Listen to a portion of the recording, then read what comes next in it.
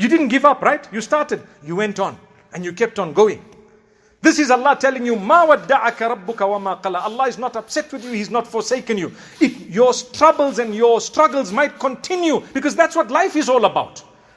You will struggle and continue, but you must enjoy it and keep going.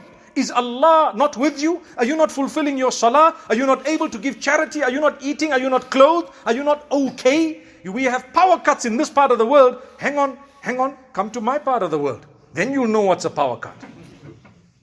Subhanallah. It's a fact. But you enjoy it. When we were young, and the first time we started witnessing these power cuts, we used to stop everything we're doing and we used to get a bit depressed. Now, you're giving a speech, the lights go, you keep on going. Nothing stops. It's like, normal. Subhanallah. That's a gift of Allah. It's all about how you look at it. If you want to look at a small bee as a threat, you'll call it a terrorist. And if you want to look at it, that this thing can provide honey, let's try and check how best we can extract that honey. It's going to become a source of goodness for you, man.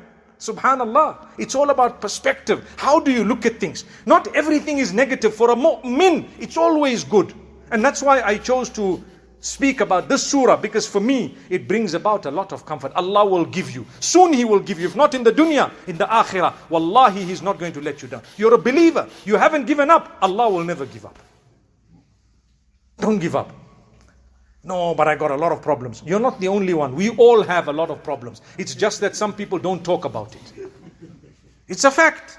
But I have a problem, my income. All our incomes are affected. But I have a problem at home. At home, we all have some problem.